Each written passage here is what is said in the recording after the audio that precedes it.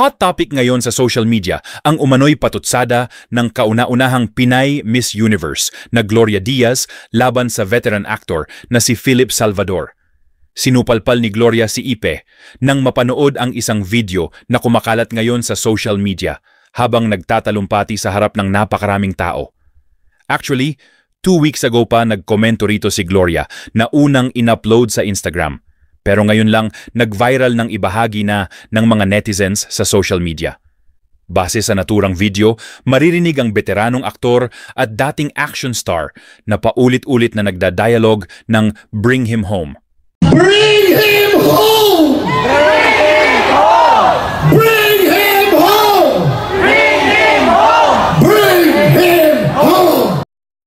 Ang tinutukoy niya ay ang dating Pangulong Rodrigo Duterte. Nakasalukuyang nakakulong sa The Hague, Netherlands, kung saan siya lilitisin ng International Criminal Court, ICC, kaugnay ng mga nagawa umano niyang crimes against humanity. Sa comment section ng uploaded video ay nakita nga ng ilang netizens ang komento ng veteranang aktres na ikinashock ng karamihan. May mga nagduda kung si Gloria nga ang nag-iwan ng comment sa post, pero mas marami ang naniwalang legit ang hirit ng aktres beauty queen. Yung anak mo, padalan mo ng pera. Ang maikli, ngunit tumatagos na mensahe umano ni Gloria Diaz para kay Philip na tumatakbong senador sa Mayo 2025 eleksyon.